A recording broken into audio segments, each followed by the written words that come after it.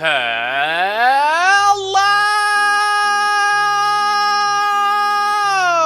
everyone! Welcome back to episode 10 of Let's Play Dragon Warrior 2! And in our last episode, we reached the town of Lionport, which is where we're at now. And off-screen, actually, what I was doing is I purchased, you might remember for Elise, I purchased the clothes... what was it called? The Close Hiding, which is such an odd name for a defensive piece. Well, actually, I didn't realize that Alefgard can equip one as well, so I bought one from him. Let's equip it. 37 to 45 defense, not bad. Now, the other thing I purchased from the tool shop, and it is extremely useful in this game, is the Dragon's Bane. I'm going to go ahead and equip one on everybody. Now, just to show you, let me see if you actually can tell the difference. His defense is 53. Let me see if it goes up by equipping it.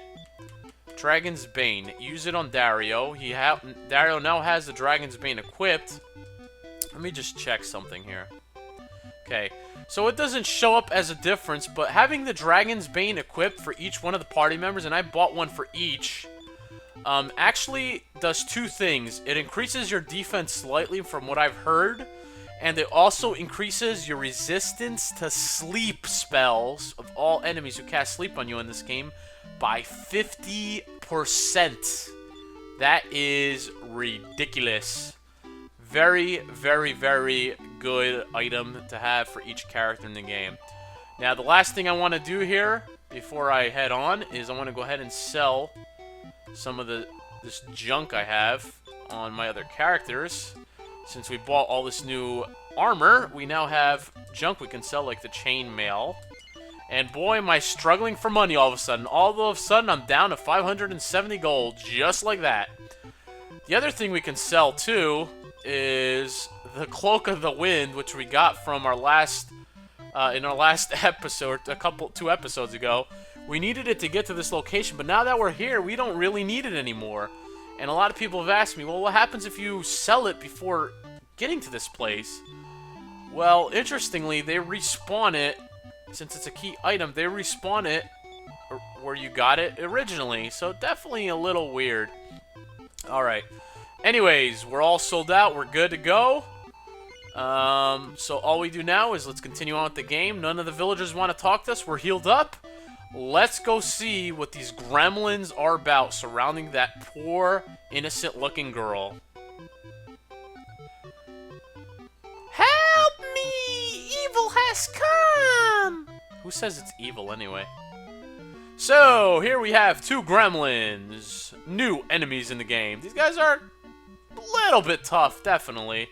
But nothing too hard. We've run into, actually, believe it or not, we've run into slightly harder enemies in the game. So I'm just going to attack with Dario. Alefgard.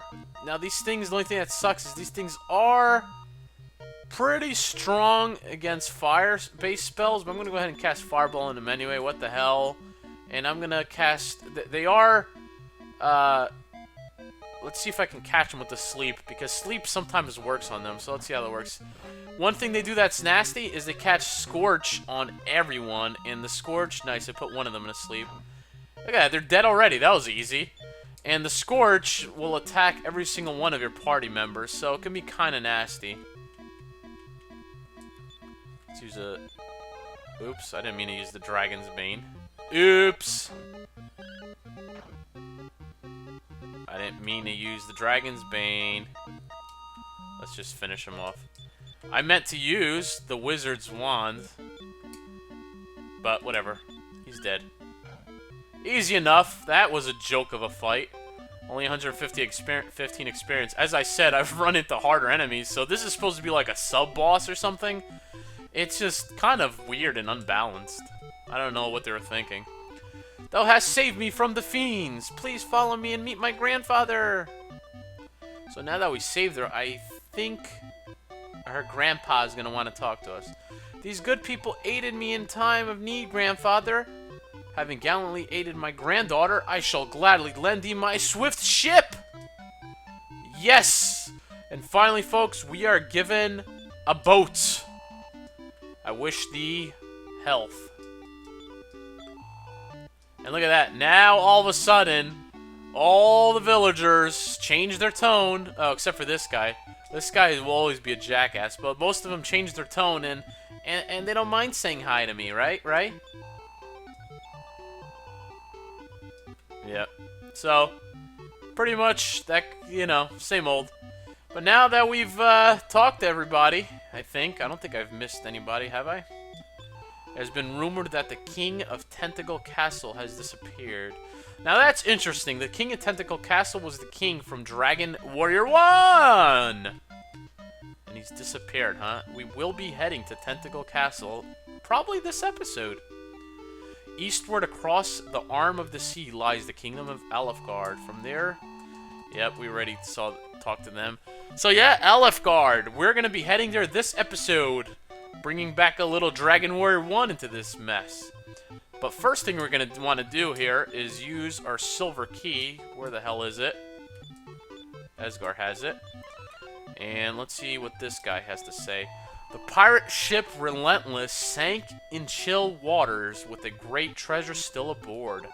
Bring me this treasure and I shall pay a handsome fee. Now, when I first did this a couple years ago, I know they mentioned a treasure, but I actually didn't get this treasure they speak of till way later in the game. Well, we could skip the treasure, but I would rather get it now because it's so within distance. All you do to find this hidden sunken treasure is you go up, and yes, you do run into enemies in the water, but the encounter rate in the ocean is not as bad as encounter rate in on land, so it's fine. I'm gonna go ahead and waste the rest of my magic here, no big deal, but these Man of Wars are pretty easy, nothing special about them. Pretty much just straightforward, and we kill them, and that's it. And they give pretty good money and experience, so it's not a bad idea to actually level up here a bit. Anyways, what you want to do to find the sunken treasure is go to this point right here and just head straight north, and eventually we'll come onto that little frozen platform. And when we see it, well, you'll see. So let's just keep heading on north. And I was pretty excited when I first got the ship. Here it is, simple enough. So just hit search, and you found the treasure. And now we're just gonna head back to Lionport and hand it in. Simple enough. So yeah, as I was saying, when I first played this game, I was so excited that I finally got a ship. It was so weird, the art of exploration. I've never done anything like it before. You know, first RPG, you don't know what to expect. It's like, what? You have a boat? Where do I go with it, you know? It's definitely bizarre. Alright, so we can rest up here at the inn. Boy, do I need to do some level grinding and some gold farming. I am poor. So what's interesting here is this guy's blocking the way again. Get the hell out of my way. And the ship somehow gets back in here. And no, you don't get multiple ships in the game or anything, but it's kind of weird. Like, who brought my ship here for me? Anyways, you come here, and now that we have his sunken treasure, we can talk to him, and thou hast done very well. As I promised, I shall give thee the echoing flute as the reward. So now we have the echoing flute. And check this out. What's interesting is, well, what the hell is it for? If you use it, no answer. Try it again. Well, what's the point of it?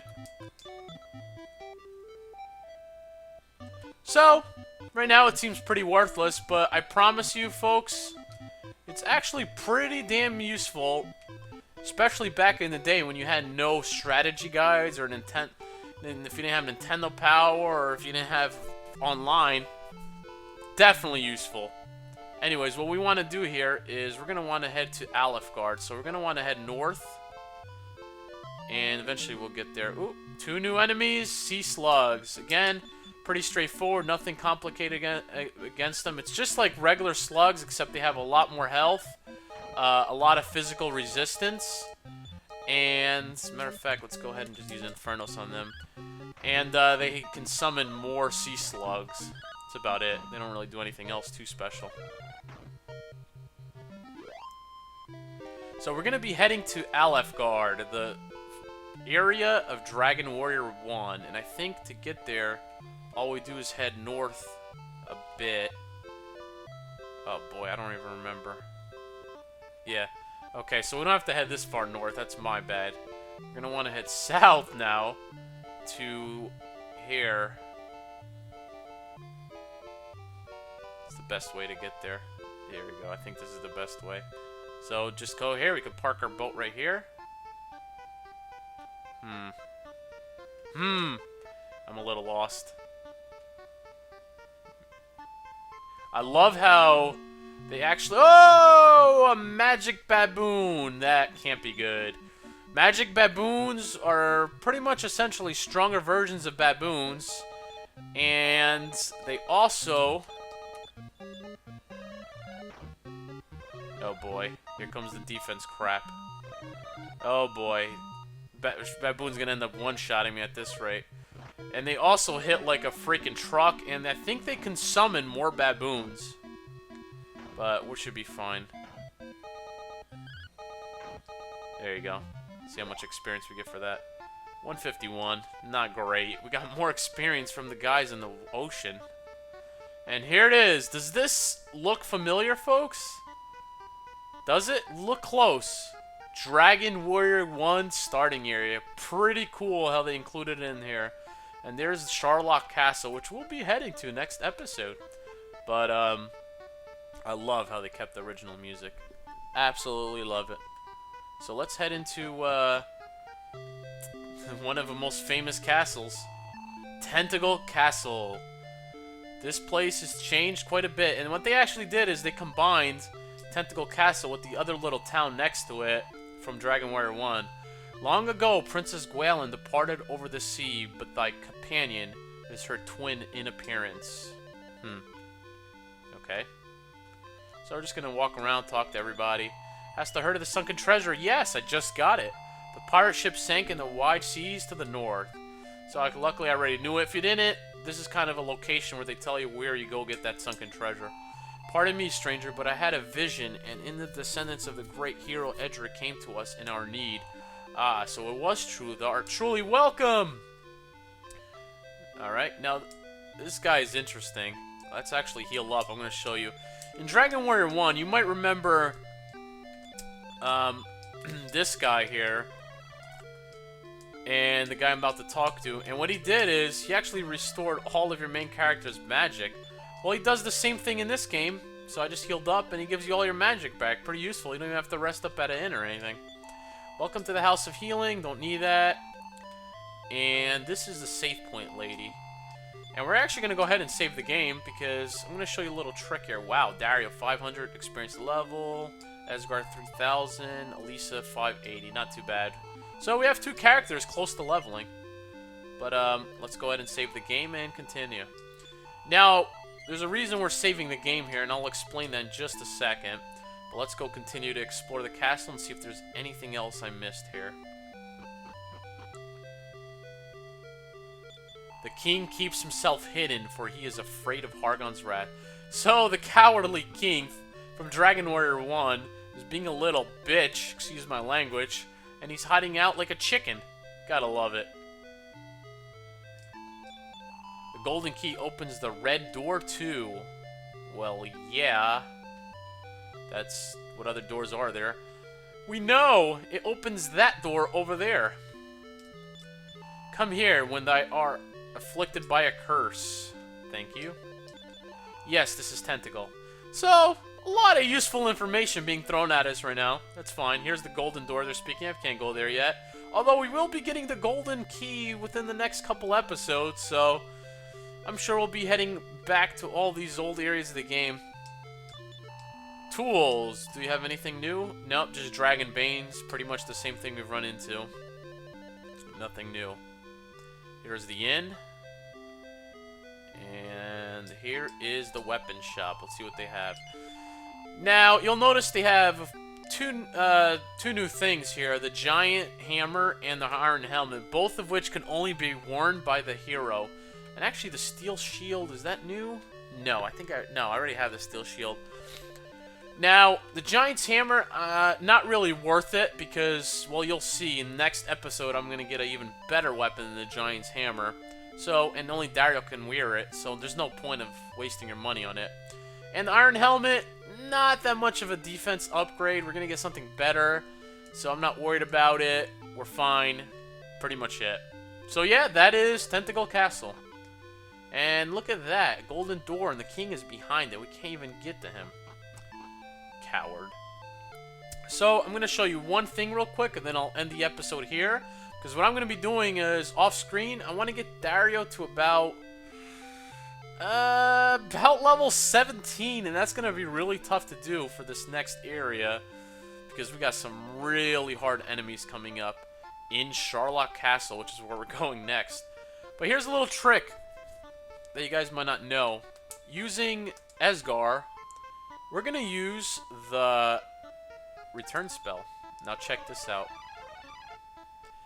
The boat appears right here. Interesting, huh? The last place you save the game at, whatever town it is, the boat will appear closest to you, like in the river or ocean closest to you. So return is definitely useful for that. Okay, folks, we're going to stop the episode here. I'm going to do a bit gold farming and level grinding off screen. And when we come back next time, we're going to explore Sharlock Castle, which was the final area of Dragon Warrior 1, I believe. I think. Maybe it wasn't. Was it the final area?